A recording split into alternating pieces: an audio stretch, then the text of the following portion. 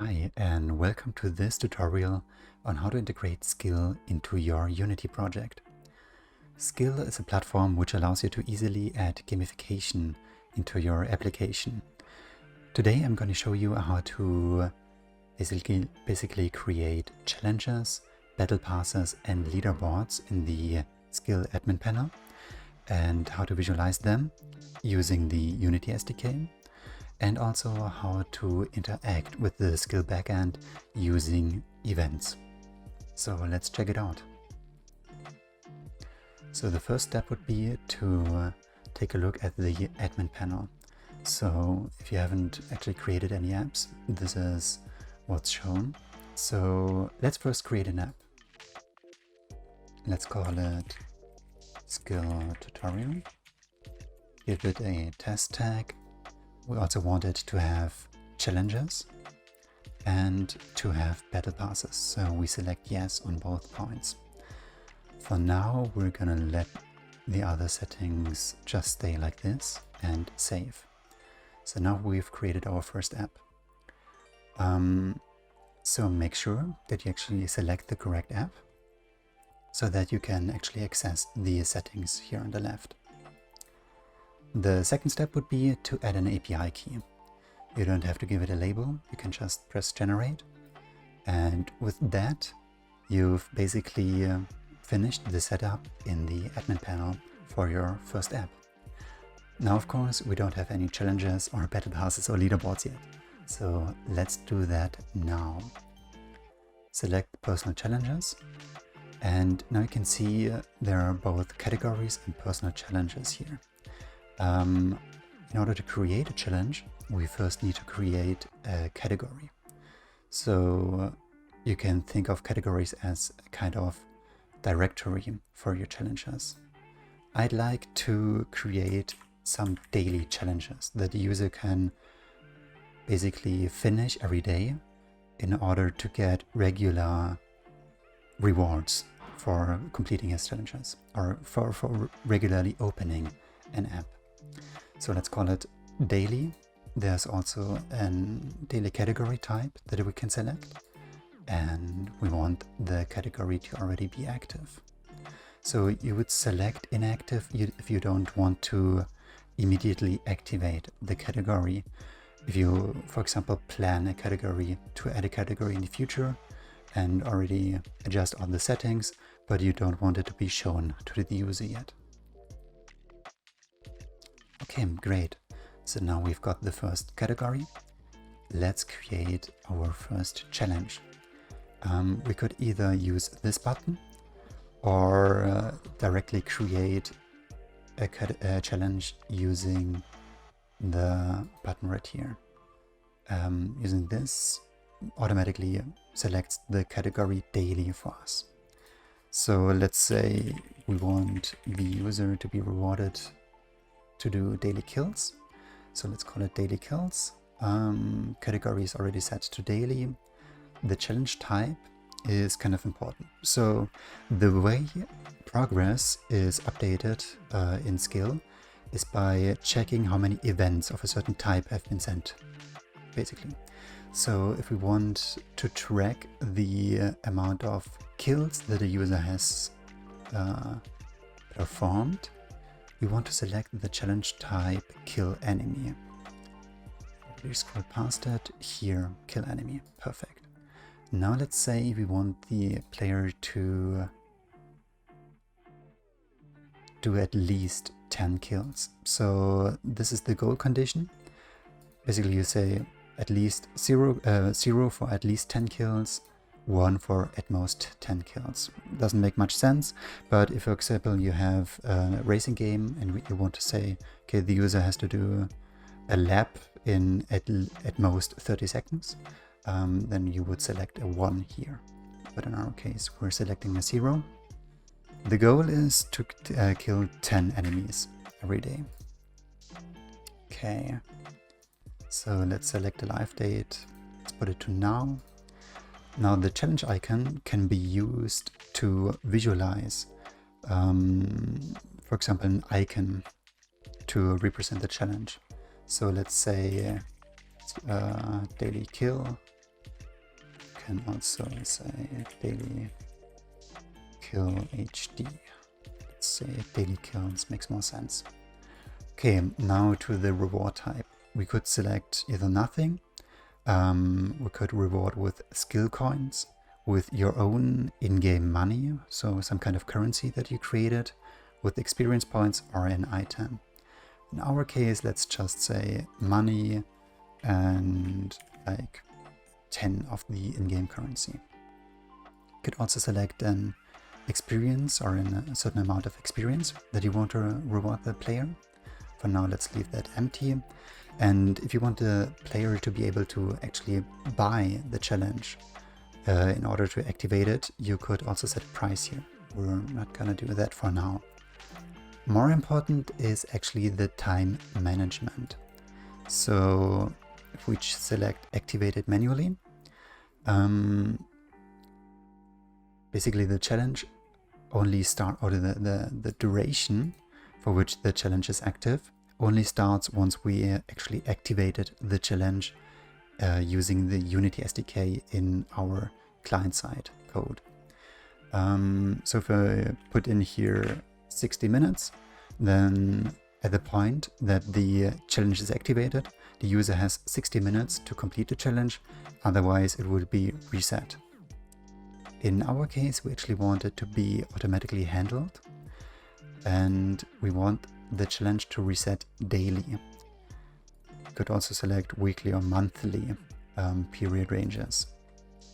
The time zone currently is for us Berlin, and we want the daily challenge to reset at midnight. That's okay. Also important, we want the challenge to be repeatable. So in this last point, we could also add some metadata.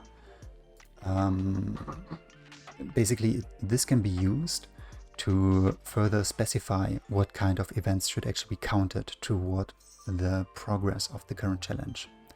So if we want to only count the kills, the robot kills that we do, we could say, okay, only count events that specify an enemy type of robot, for example.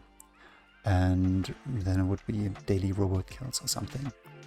But in our case, we don't want any metadata, and we just want to create our challenge like this. Okay. And we successfully added our first challenge. So before we get started in Unity, let's first test the settings that we've applied here. So let's get back to apps, and then we can click on this playground button here. And this automatically sends us to the SCILL playground, where we can easily test all the settings that we've applied. So if we use this button, the app ID and the app API key will be set automatically for us, and some kind of random user ID. So let's take a look at the challenges. Press update once, and then the challenges are also available. So you can see the category here, and also we've got our challenge daily kills. So let's try and unlock it. Okay, after unlocking it, we also have to activate it. And we can also see all messages that are basically being sent to us. In the SDK, we can also receive those kind of messages, so we can immediately check if the unlocking was actually done in SCILL. So let's also activate the challenge, and let's press update. Usually this shouldn't happen, but you can see we've activated our daily challenge. There's the time remaining, and you can see we've got 0 out of 10 kills. So let's actually try and interact and see if we've set up everything correctly. So we can add we can send events using this panel here, and we can select our kill enemy event. Now the event type can be set to single or group. you want to select group if you want to set progress to a certain value. So if you want to say, okay, kill enemy, set it to the value 7, doesn't matter which value it had before, this is what you would use. If you want to use, but in our case we want to adjust the progress incrementally, so we want to send an event of type single. And now the required property would be the amount of kills that we're doing. Let's set it to 1. And here we could set the optional properties. So for example, like I've shown you previously, if we want to count enemy or robot kills, then we would select the enemy type robot. Not necessary in this case. So let's try sending an event. It actually failed. Because we need to set the session ID. So session IDs are used, for example, if you want to only count kills in a certain match. So if you have matches set up, you want to say make a challenge where you want the player to kill 10 enemies in one match.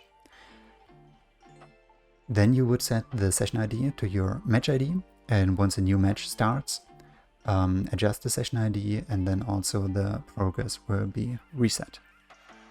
So, but right now, if you don't need this, just set it to persistent.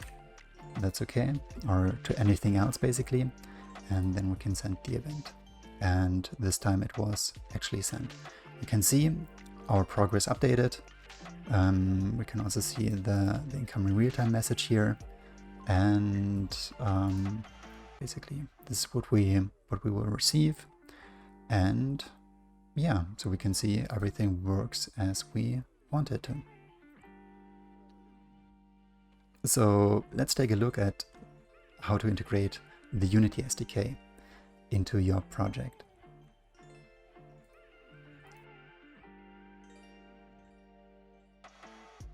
We will be using the package manager for this. So using window and then package manager. And then we'd like to add the package from git URL. So we're currently planning to add the SCILL SDK to the asset store, so it's a little bit easier for you to download it. But for now, this is actually the best possibility to get the most up-to-date package. And as URL, we can take a look at the GitHub repository. So github.com/skillgame/skill-unity. And this is actually the URL you want to use. So in this repository, we have both access to the Unity package and also to the C# SDK that we're using in this package. So you have to watch out, and especially for this addition path equals Unity minus package. So copy this link and use it to add the package from a git URL.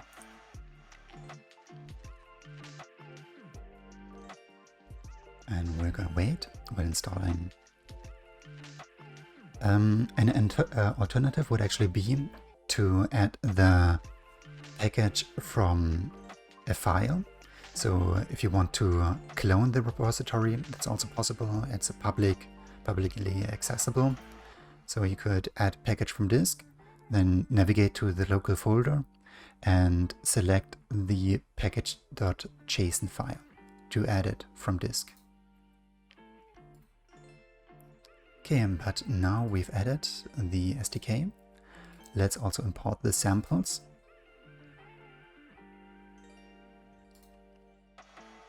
And there we go. Great. So now it's accessible here in the packages.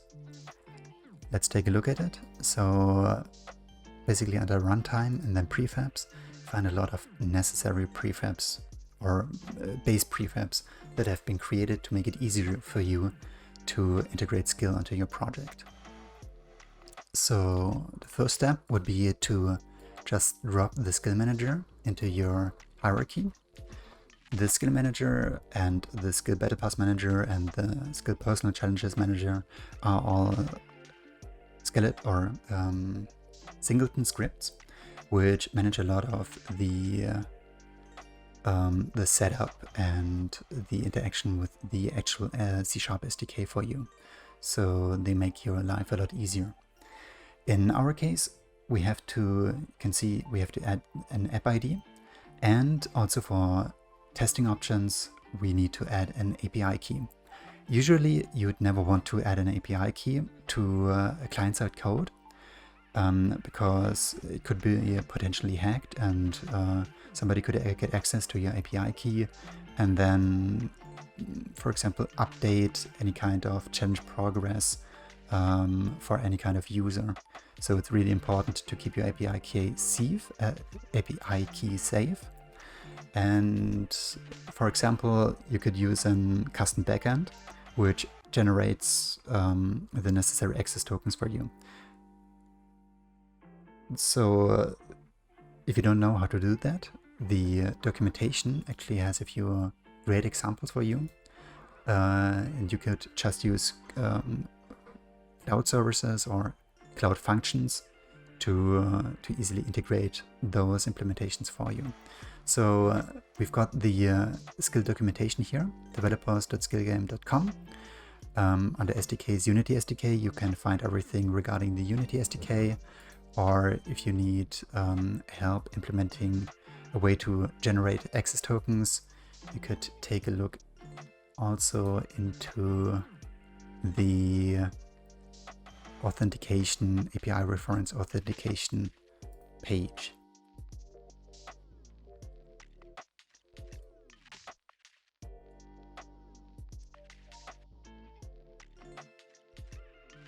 Okay, back to Unity.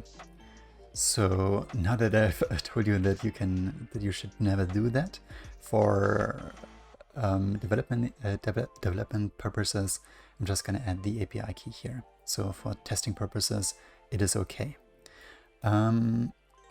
We can get the API key by going back to the admin panel, selecting the API keys here and just copying it from here. Insert it here, and we can also get the app ID by copying it from here. Perfect. We don't need to add any kind of user ID. If you want to change the user ID and test it for a certain user, you could also set it in here. Let's do it for now. If you don't select any user ID, it's just gonna use an device unique identifier. And you can also see that for now the session ID is also set to persistent. Okay, now that's just the skill manager setup. Let's actually visualize our challenges. Select the prefabs and style 1, and then drop in the personal challenges canvas. And let's take a look at that. Okay, and let's just hit play. And ta-da, there's your challenge. So to actually interact with it, don't forget to add an event system into your scene. And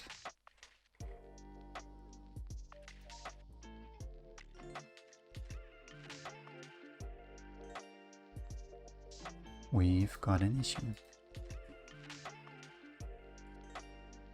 Okay, now that we've added the event system, let's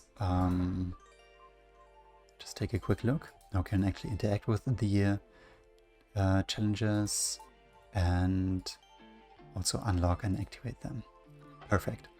But actually I don't think this is too visually pleasing. So let's try and add some, or load up some icons. For this, we're going to use the icon we've set previously in the admin panel. So if we take a look at this again, personal challenges, and then check out what the challenge icon was called, daily kills. So this name will be used to automatically load a sprite from a resources folder in your Unity assets. So let's create a resources folder right here and select a sample sprite from our samples that are given here. So let's take a look at what we've got here. Maybe this pistol gun will work quite nicely. Let's copy it over to our own resources folder and rename it to daily kills. This should actually be enough. Let's try it. And ta-da, it will automatically load the sprite from the resources folder. Great. But we're still not yet actually interacting with the entire system. So let's set up how to actually send events to the SCILL backend. For this, we need to create a script. So let's add a folder called scripts. And inside that, let's create a new C# script. Event tests. Okay. So my plan for now is to use, or actually when pressing the E button, the E key code, I want to send an event to the SCILL backend, informing it that the player has actually killed an enemy. So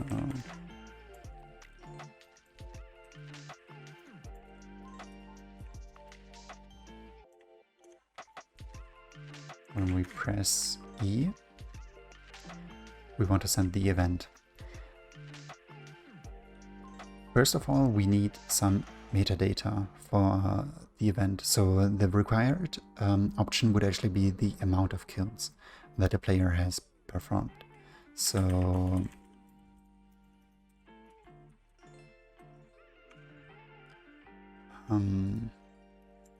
be sure to actually include the skill.model in your script, and then create a new event metadata object and set the amount to 1. Okay, this would also be the place where you could, for example, set the event or the enemy type. So to stay with our previous example, if you want to set the enemy type to robot, you could do this here. So if you want to send an event of an enemy being killed, you could just add the script to your robot object, and then send an event to the SCILL backend every time a robot is killed, for example. But for now, we don't need this. And in the second step, we'll use the SCILL manager .instance.send event async. And first of all, the event name is going to be our kill enemy event. The second parameter is the event type. Like explained previously, we want it to be set to single because we want to adjust the progress incrementally. And we want to add the metadata. And that's basically it. That's all you need to send any kind of event to the SCILL backend. Perfect.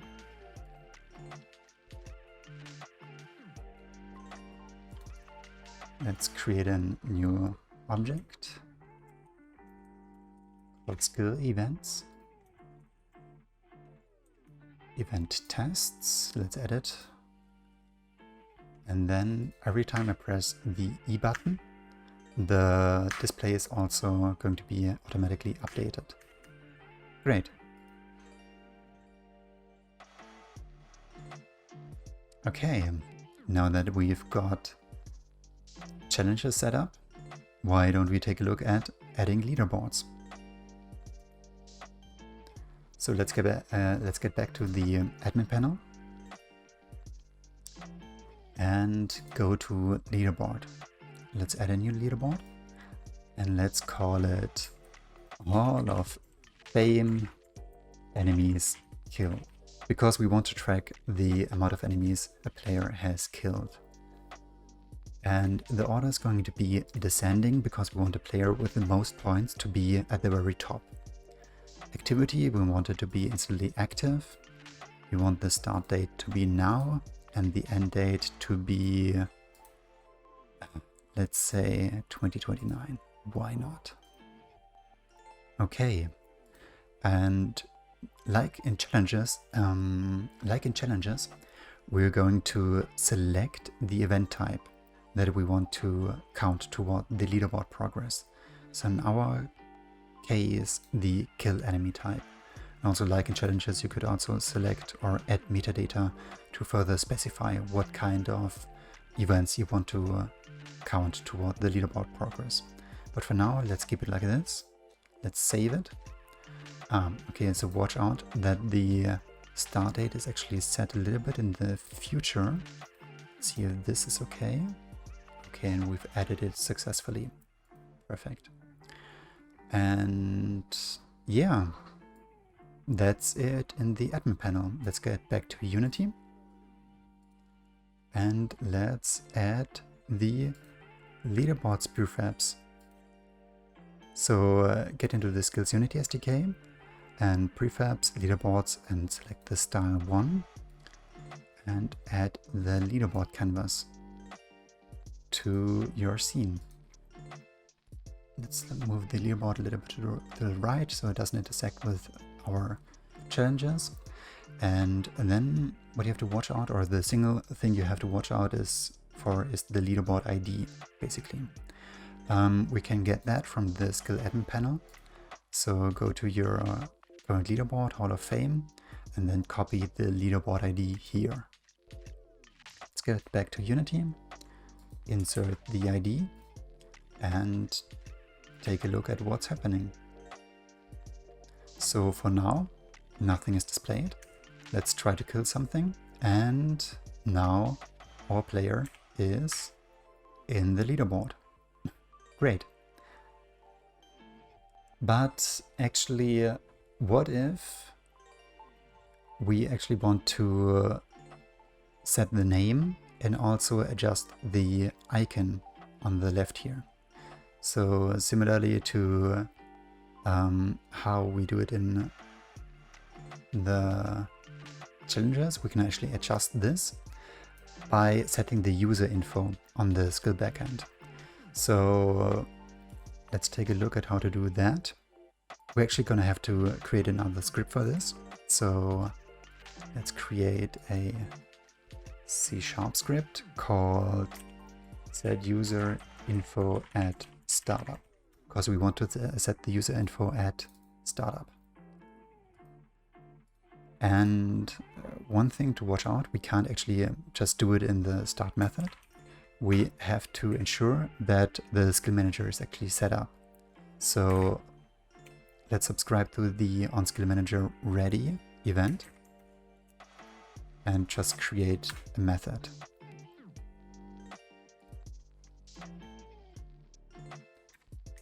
And once this method is actually called, then it's safe to actually use the skill manager. It won't crash if you use it before, but it actually won't work because it first has to, so basically this is called once the access token is actually generated. So once we can actually send any kind of event or any kind of request to the skill backend. Okay, but now let's use the skill manager again. Skill manager.instance.set user info async. And we can supply a callback, which is called if the API response is positive or negative. We don't need this for now. And we can add a username and an avatar string. So let's make this actually accessible in the inspector.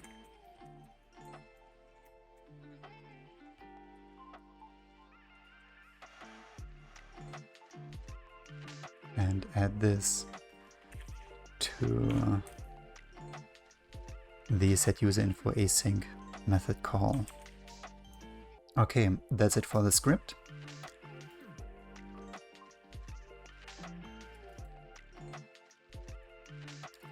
let's add a new object, SCILL username, and add the script to this object.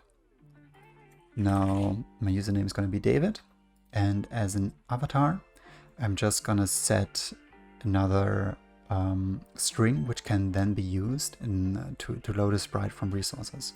So you can set this user info actually however you want, either from the client code directly, or if you have some kind of setup in your own custom backend, you can also call this function.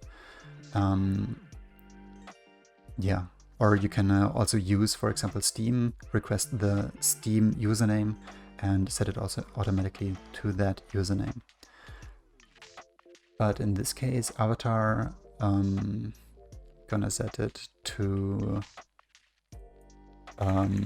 let's say Omega, because I actually know that in the samples we've got a cool Omega sign. So go to samples, resources, and take this Omega sprite, and let's put it into our resources folder. In the resources folder, let's create a new subfolder called avatars. So SCILL will automatically attempt to read or to load the avatars from a avatars subfolder in any kind of resources folder. You can actually adjust this by going to the prefabs, to the leaderboard prefabs, and select the ranking prefab, and there you can actually change the avatar resources path if you for example make a prefab variant or something from this prefab, and there you can set the subfolder that the sprite is loaded from. But let's get back to our avatars folder, set this to Omega, and let's try this again. And our name is automatically set to David, and the Omega sign is displayed. Now, actually, maybe I'm going to explain what this header actually is. And so basically the list or the leaderboard is displayed on the bottom here. And in the prefab, there's also kind of a header edit, so that the user can always see his own ranking in the leaderboard on the top without having to scroll through the leaderboard. Let's actually try it with another user ID. So let's set the user ID here to 42, for example. And let's also adjust the username to, I don't know, Patrick, who is also using the Omega avatar. Then we can see the current user isn't represented in the leaderboard. Also, he hasn't actually unlocked our the challenge, the daily kill challenge. And if we now press E, then we are actually going to be added to the leaderboard and placed in second place. Okay, nice. So we've got our personal challenges set up, we've got our leaderboard set up. So let's take a look at the battle passes. For that, we're going to return to the admin panel, select battle passes, and take a look at this. So every battle pass is made out of a certain amount of battle pass levels, and in order to finish a level, a user has to finish a certain amount of battle pass challenges. So we can add battle pass challenges right here. Let's try this and maybe make a new kind of challenge. So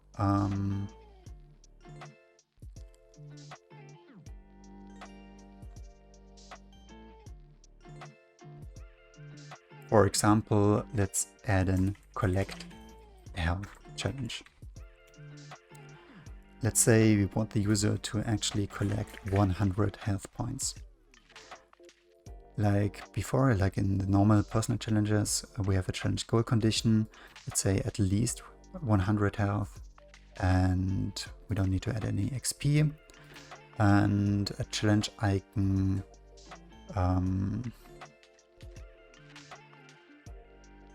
yeah, let's set it to BP health challenge. And let's set the challenge type to collect item. And here we want to add some metadata of the kind item type and select the value health. So only if an event with the name collect item with the metadata of item type set to health is going to be sent to the skill backend, only then this challenge progress will be updated. So let's save this. And now we've got one Battle Pass challenge. But if you have some personal challenges that you'd just like to copy, you can also go to personal challenges and select the challenges that you want to copy and copy selected to Battle Pass. And then the settings will automatically be copied to the Battle Pass challenges. We can now adjust the name here. So let's just call it kill enemies. And so the challenge icon should be updated BP kills challenge. Just remove the HD setting and save. Okay, great. So now we've got two challenges. Let's create our first Battle Pass. So let's add in Battle Pass, give it the name, I don't know, Season 1. And let's give it a start date, set it to now. Let it be open-ended. So all these settings, we currently don't need them. You can select whether you can purchase the Battle Pass with money. For now, let's select no, or with skill coins, let's also select no. And we want it to be unlocked incrementally. So usually Battle Passes are created in a way that the player starts level 1, and once he finishes level 1, he progresses to level 2. And before then, the level actually isn't unlocked. So let's say this is exactly what you want. So let's say unlock incrementally, yes. Otherwise, if you select no, the user can choose which level he wants to unlock. And this could be used, for example, for user referral programs. Let's also set the activity to active and save. Perfect. Now we've created our Battle Pass. Now let's create some Battle Pass levels. Click on Edit, and then in the tabs up here, select Edit Levels. And this is where we can actually create new levels. So in the first level, I want it to be active, and I want the reward type to be, let's say BP. We want the user to be rewarded with a knife. We also need to add at least one Battle Pass challenge to the level. And let's select our kill enemies challenge and save. So let's add another level, active, set, and the reward should be an grenade. Let's also add a challenge, and this time set it to collect health. And in the third level, we're also going to reward an item, set it to a shotgun. And this time we actually want to add two challenges. So first of all, kill enemies, and second of all, collect health. Okay, and the way this works is that the user has to complete all challenges in the level to progress to the next Battle Pass level. And yeah, basically that's it for our setup. let's get back to Unity. So because this scene is already pretty filled, let's actually create a new scene.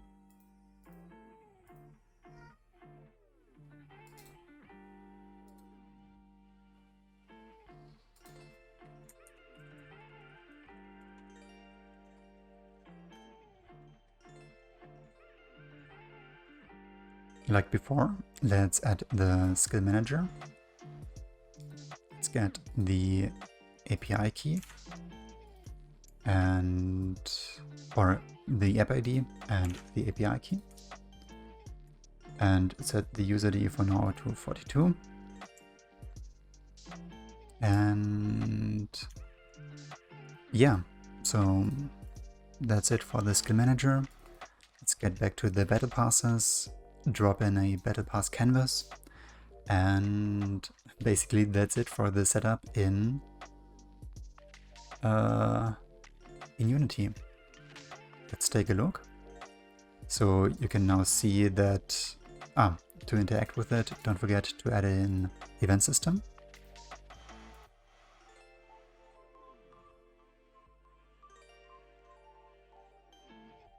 Okay, and now it should be interactable.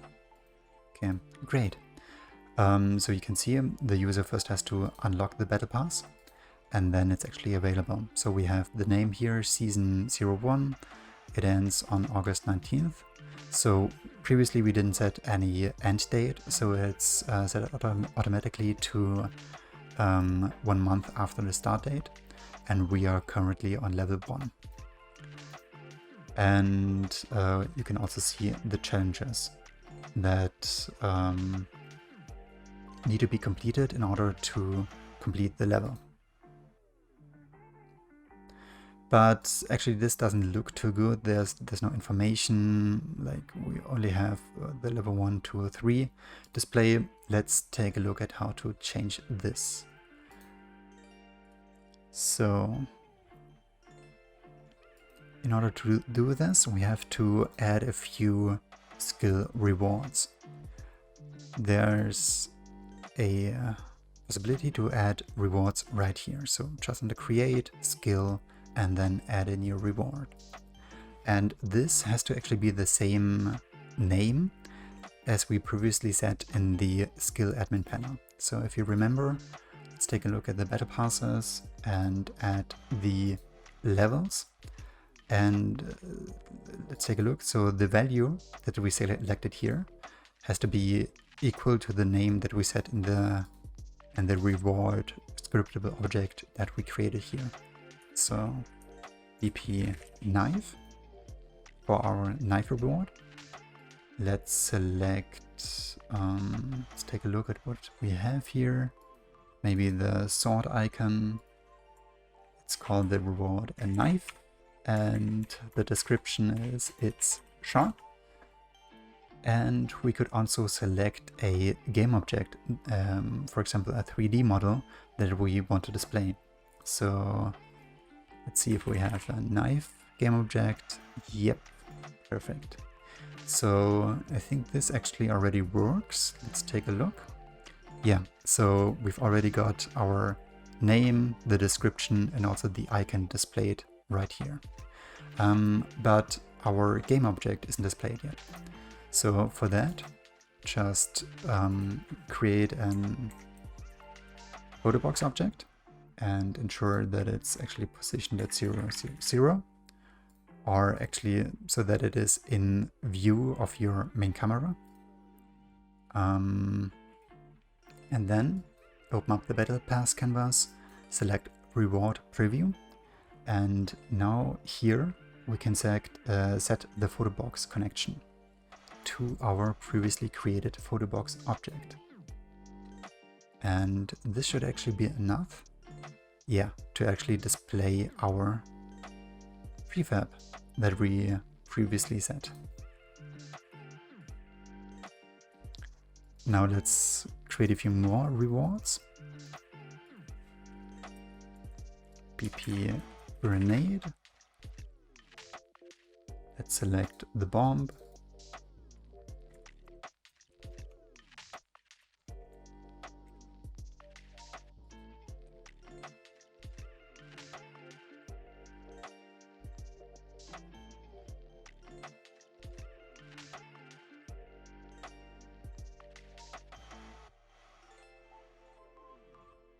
So I don't think we have a shotgun icon here. Let's just select the chest.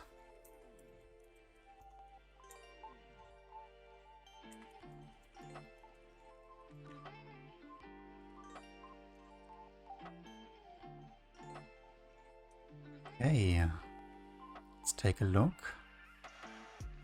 And there we are. Let's also actually add the event test object.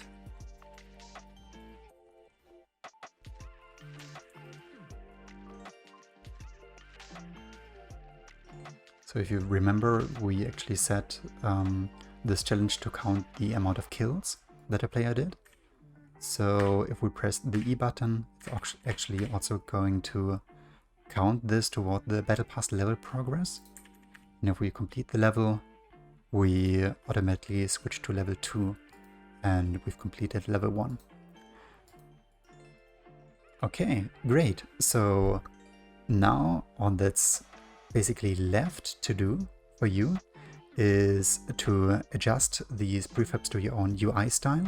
So just take a look at the prefab setup, set it to your own UI style, send a few events, adjust the challenges and the skill admin board, and then basically you're ready to go and you've got a complete system with challenges, battle passes and leaderboards in your game. So I hope you learned something. Thanks for watching and see you next time.